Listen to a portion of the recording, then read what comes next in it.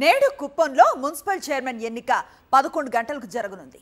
వైఎస్ఆర్సీపీకి 18, టీడీపీకి 6 కౌన్సిలర్లు ఉన్నారు.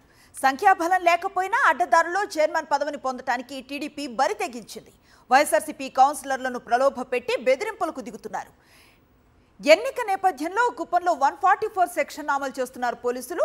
అడిషనల్ ఎస్పీ, 3 డీఎస్పీలు, 5 సిఐలు, 7 ఎస్ఐలు, కానిస్టేబుల్స్, ఐడి పార్టీలతో సహా మొత్తం 92 మందితో బందోబస్తు నిర్వహిస్తున్నారు. చైర్మన్ ఎన్నికను నిర్వహించేందుకు ఎంపీడీఓ కార్యాలయంలో ఏర్పాట్లు చేస్తున్నారు అధికారులు. బెంగళూరు క్యాంపు నుంచి వస్తున్న వైఎస్ఆర్సీపీ కౌన్సిలర్లకు బందోబస్తును కల్పించాలని హైకోర్టు ఆదేశాలు జారీ చేసింది.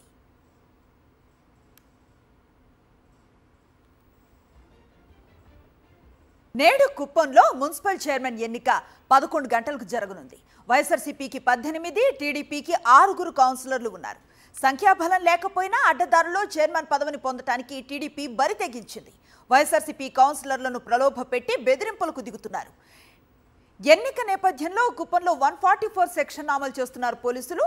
అడిషనల్ ఎస్పీ, 3 డీఎస్పీలు, 5 సిఐలు, 7 ఎస్ఐలు, కానిస్టేబుల్స్, ఐడి పార్టీలతో సహా మొత్తం 92 మందితో బందోబస్తు నిర్వహిస్తున్నారు.